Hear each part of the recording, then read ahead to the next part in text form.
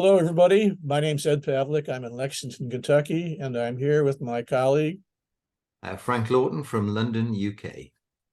Today, we're going to do a type of GYN ONC Garage that is a little bit different than we've done before. We're going to give sort of some explanation to, how we see things that we've done and how we see things that what we're going to do and moving forward.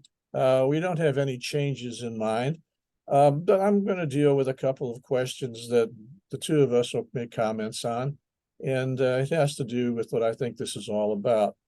Well, Frank, I'm going to start. There's this term influencer out there. Do you think we are trying to be influencers?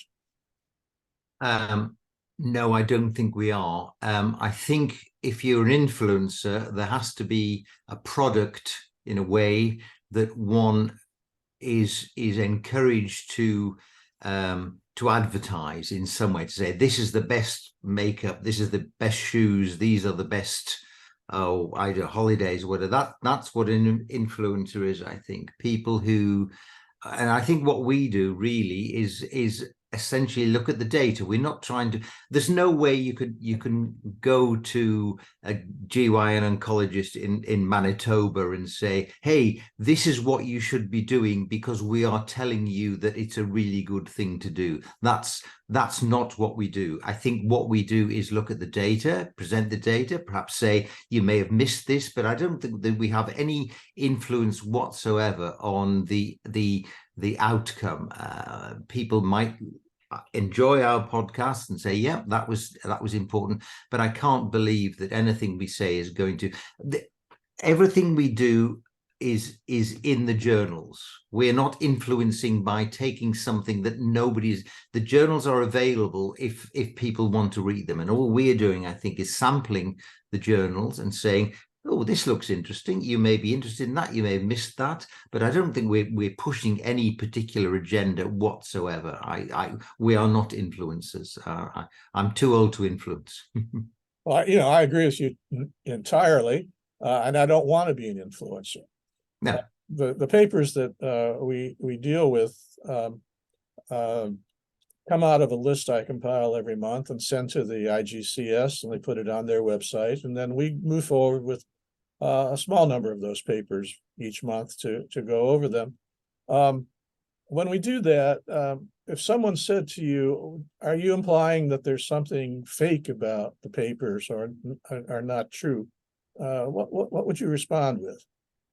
Well, once again, I think the data are available. I mean, we assess the data. Sometimes you and I will pick up on something where we think, oh, I think those data are a bit limited. It would have been better if that particular paper had looked at this particular aspect of it.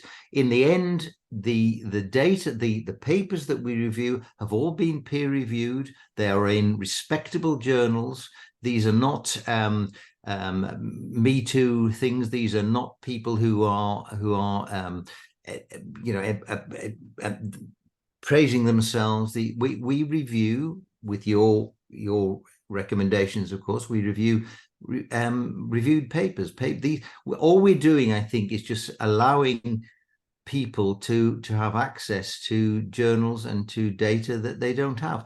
I don't think we very rarely preclude anything. We very rarely say this is completely wrong, this is rubbish. All we say is, here's the data, it would have been better, this was a good paper, this is a paper that has data that might be interpreted in a different way. But I don't think we push any agenda whatsoever. And I don't think we should. And also, I think, Ed, to be honest, a lot of the papers that come out, I have no expertise.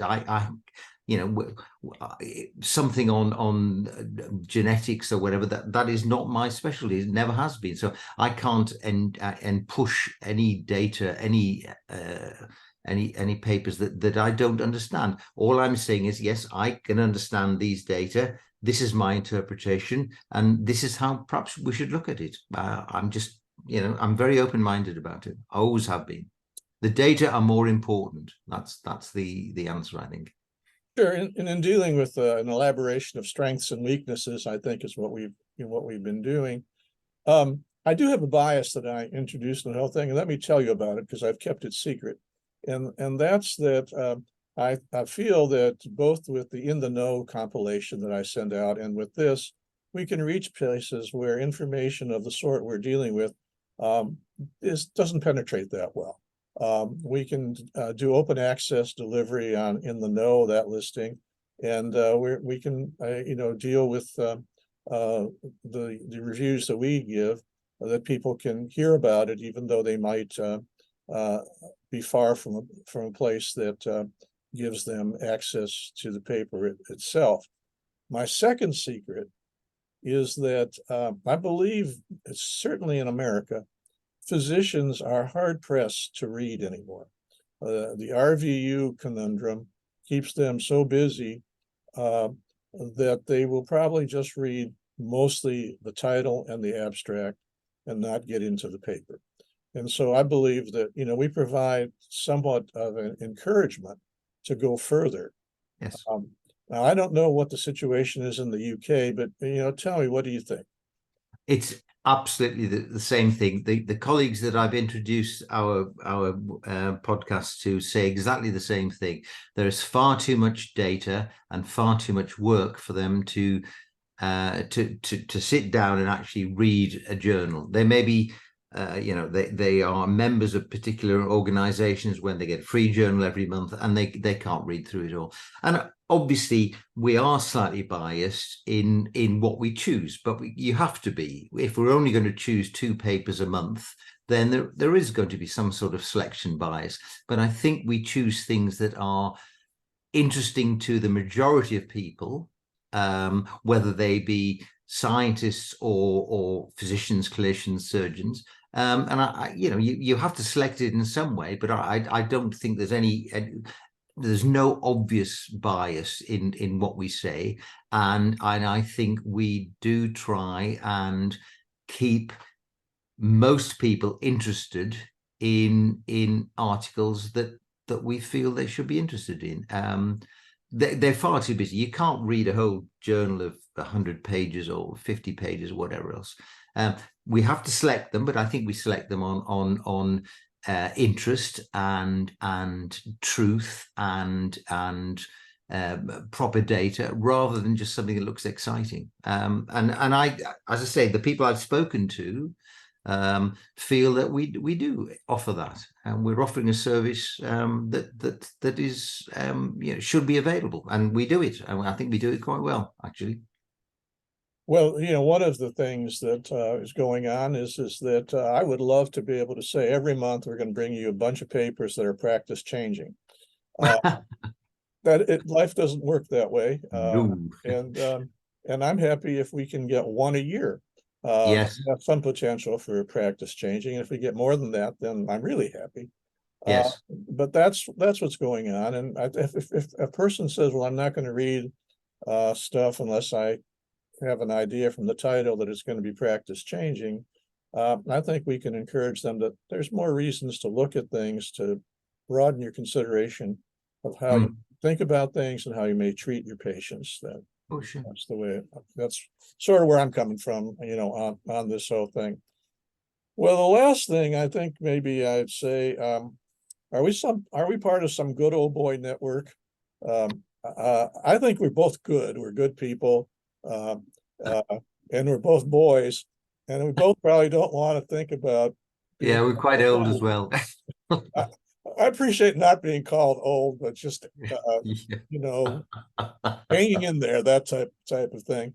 But I don't feel either philosophically or in reality that I'm attached to any type of good old boy magnet that says, well, I like this way of thinking about treatments or that way of thinking about treatments. And I don't particularly believe that we should think about it the way that the Canadians are thinking about it or something like that. So, so unless you're part of a good old boy network, I think we can safely say that that's not the case. I think we can put that one to bed. It's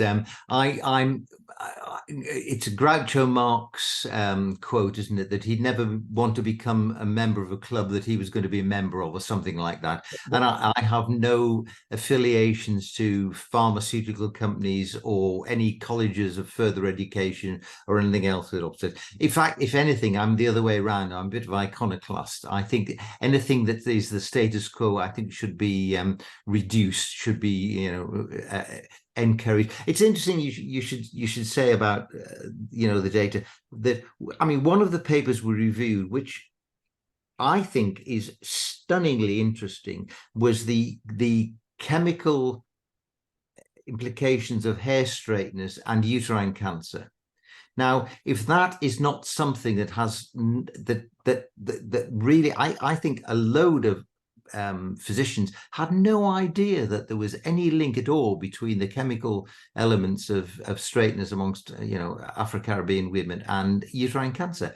And as you mentioned, within a few days of our podcast, not that I think it led to it, but it became American lawyers have picked up on this, and this is a medical legal thing now. And I suspect it would have been missed by a lot of our colleagues if we'd not brought it. Not that they weren't going to read it. It's just that, straighteners, that doesn't look like very interesting in gynecology to me. And yet it is, it could be very, very interesting and very, very important. So I don't think we're in Hair Straightener Company PLC has not banned us from giving this talk. These are important data. And I want to continue to do that. If you and I think there's something that's interesting, we publish it. End of. That's how it works. Okay, very good. I love getting together with you every month on these papers. I want us to continue as long as possible. And we'll do it again very shortly. Once again, this is part of this thing we call GYN ONC Garage, where we look under the hood at different things and different papers. But Frank, I'll see you in a few weeks. You will indeed. All right, my friend.